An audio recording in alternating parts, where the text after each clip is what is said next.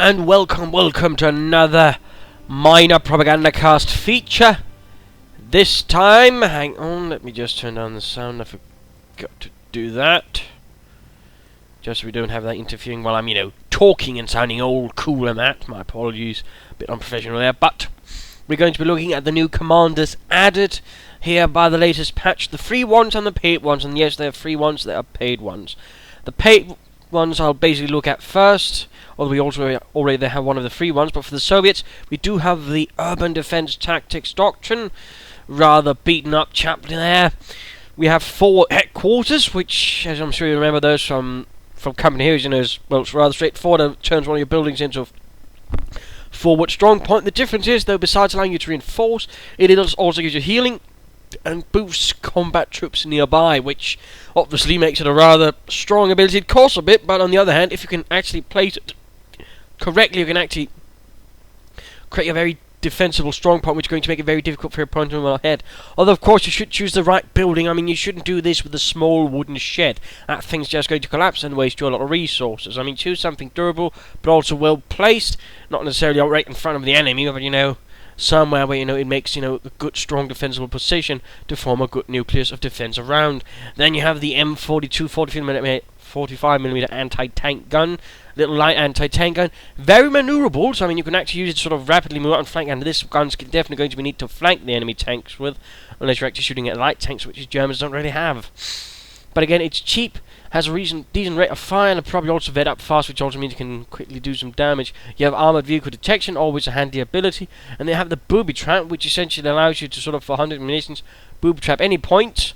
Once it's been armed, basically any squad that moves in is very likely to get wiped out. So basically, for 100 munitions, you get an almost guaranteed squad wipe. I'd say that's definitely quite handy, and basically can also be used to give your opponent quite the headache, since all of a sudden means he has to be very, very paranoid about taking territory. So well used again, it can really be used to cause serious harassment.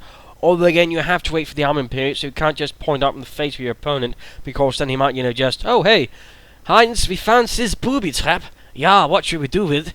Well, I think we should probably disarm it, Friedrich. Ah, you're always so clever, Heinz. Yeah, this is why I'm the sergeant. Unlike Bobby, who got his face blown off. And of course you have the incendiary artillery barrage, always handy, denying a point, burning away some fascists, burning away some pimples. Second one, of course, we've always seen a bit of, but let's go further into it. You have the counterattack tactics, basically, shock troopers, recon overflight, for Mother Russia, one of the new abilities, pretty much boost your infantry for 60 seconds, that is 1 minute, they run, and they really absorb more damage, and well used, this can really be used to turn the tide, throw back the Germans, though again, as soon as it wears off, you are going to be in for a bit of a beating. It might last, I think, half a minute or something like that, so don't quote me on that, but again, you also have to keep that in mind. Then you get the KV-1 heavy tank, currently the cheapest heavy tank, well used, it can actually do a lot of damage, because it can actually absorb a lot of damage, and actually has a good chance of deflecting a lot of German fire from medium tanks, packs, and so on. And then, of course, you have the B4 203mm howitzer, nice explosive device there, can blow up some shit from a range. I mean, it can shoot most tanks up with 1 hit, Tiger tanks 2 hits, unless it's veteran to flee, in which case, again, I'm pretty confident a Tiger will go away permanently. No return. No dice. So, of course, something to keep in mind. And, of course, with the precision target ability, it can also really cause your opponent some serious grief, in particular if you combine it with a recon overflight. I mean, the counterattack obviously is one of the more offensive doctrines, is also one of the more interesting ones. It's overall also just a huge change in sort of how doctrines are approached here, a bit by relic.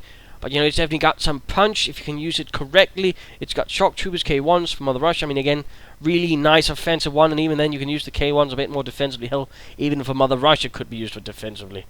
And of course, urban defense, obviously a bit more of a defensive doctrine, but even then, I mean, if you get enough of these small anti-tank guns, you can cause your opponent a bit of a headache as well, if again, used properly. And again, you can also use it to, oh dear, I went Special Rifle Command, but I'm all of a sudden finding myself in a dire need of an anti-tank gun.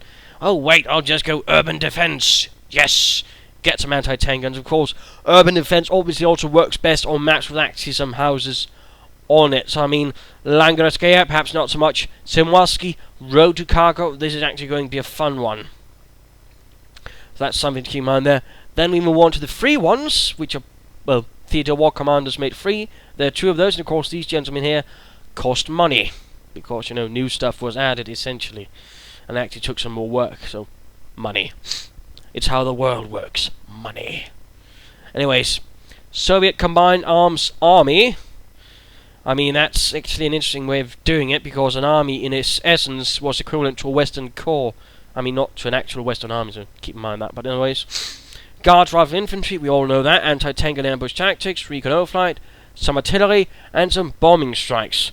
So this one is a bit interesting. It's a bit more of a, you know, slow infantry one. It's actually got some punch, a bit light in the beginning, but again, in the end, you get howitzers, you get bombing strikes.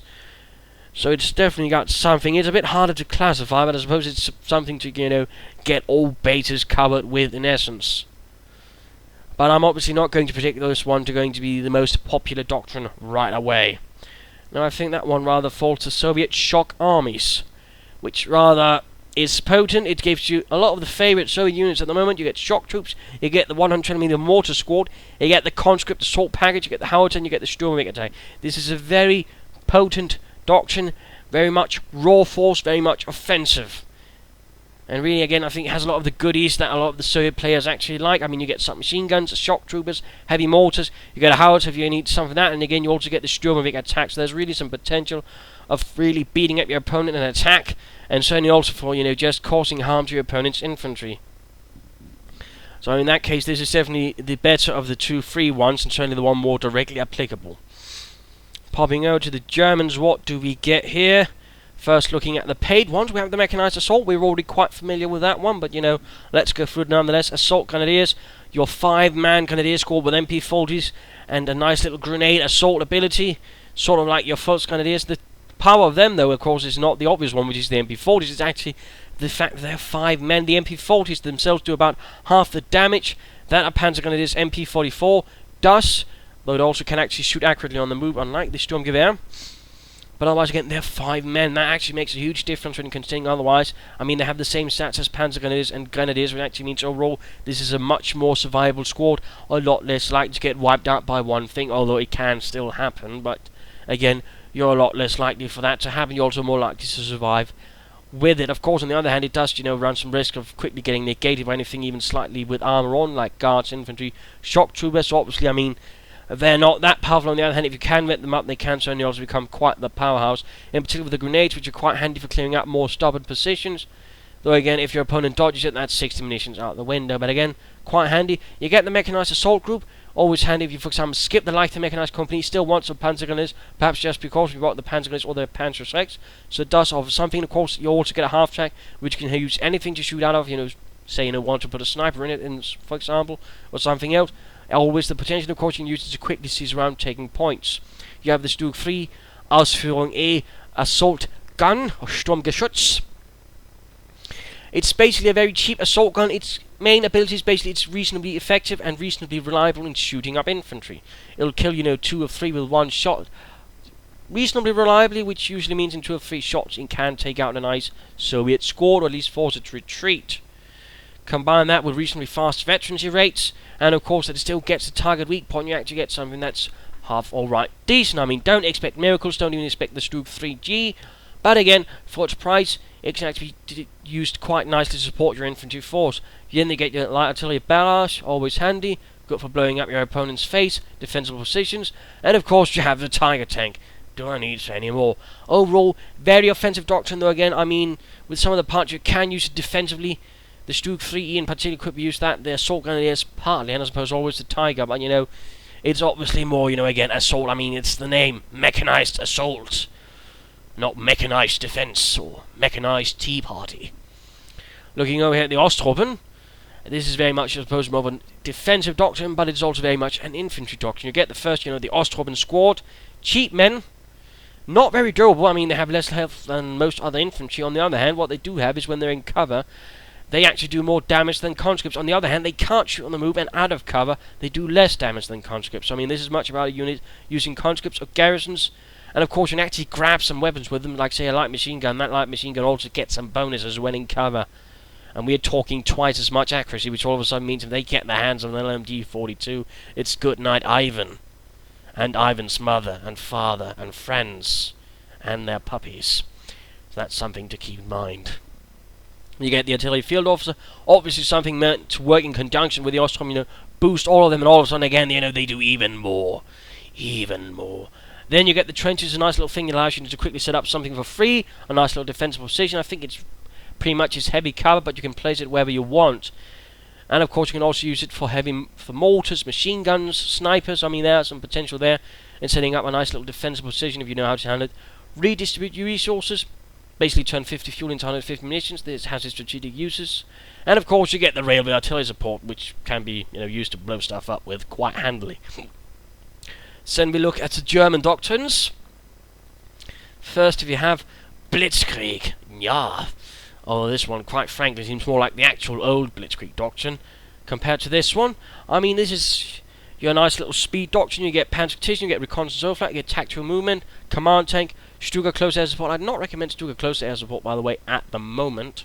But hopefully that will be changed. But overall, a nice little one that's more focused on mobility or movement. You get the command tank, but overall that's it. I mean, most of this stuff is basically a maneuver doctrine. You sort of get more out of it, of your troops' movement. You also get something, to sort of better move around by spotting where the enemy actually is and sort of getting behind them. Then you have the infantry doctrine. That's actually more of a handy doctrine. You get the artillery field officer, again one of my favourite units. You get the relief infantry, again also quite handy. Also gives you Ostruppen like this, and in some sense they actually slightly like each other, and then again in others, then when you get sort of higher up they're not. And then you get tactical movement, again allows your troops to sprint around, can of course be used to get that relief infantry just get quickly into cover. You get the light artillery barrage, you get the fragmentation bomb. Of course this is also a doctrine that's very much going to require that you actually get up some munitions cannons to really get the most out of it, otherwise you're not. But overall this is an infantry doctrine, obviously. Overall, I suppose a bit more defensively, but it also, thanks to tactical movement and some all the artillery that it actually also has the potential for being used offensively. If you use it sort of properly with your relief infantry or your Ostrom support with an officer, you can also be using it to sort of push aggressively. So that's about it. We'll sort of get there for free. Again, these two are paid for. You get about 3 new things in them, 2 old things in these. Overall, they play it quite nicely, but again, if you don't know how to use it, you're obviously not going to get much out of it. And I suppose for those wanting more defensive, this one's going to work for the Germans, although again, if also some feels more Ostruppen related, this one works. And this one obviously is more for the aggressor, the attacker, although I suppose one who just wants some new infantry. I mean, you can get assault grenadiers, so there's a bit there in that. And overall, I also describe the assault gun as basically as tougher Volksgunners from the first game with MP40s and assault ability. So, there you go, a small video there giving a brief overview of the new officers. I hope you found it enlightening and hopefully got some ideas. I mean, if you like some of these new commanders of the paid ones, get them. If you don't, don't. And that's the basic tenet of capitalism. Buy what you want, don't buy what you don't want. I mean, if you can't use it, it doesn't matter. You won't get a huge advantage from actually get it if you actually don't know how to use it, because again, the units ultimately, and of course, is what some of the people who complain about this sort of forget. Ultimately, is about choices. But I suppose that's another discussion for another time. But ultimately, if you actually end up, say, we just imagine, this is what you normally use. You actually use these ones too much better. And again, I'm just being highly theoretical here. But then just like, these new commanders are obviously much better because you have to pay for them. And then you ultimately realise, oh wait, I actually suck with these ones. And then of course because ultimately, you actually better with these ones. Ultimately, get what works for you. Don't get what you think might work because it works for others. Stuff like that, basically. Yeah, it's a bit of a half-assed one. I'll probably come up with a better video on that. But ultimately, I don't think paid DLC is the devil. Although there are always those who think, and yeah, sorry for dragging it off. I got a bit ranty. Just a bit, handling it all in the forums got me a bit cranky. Anyways, there you go.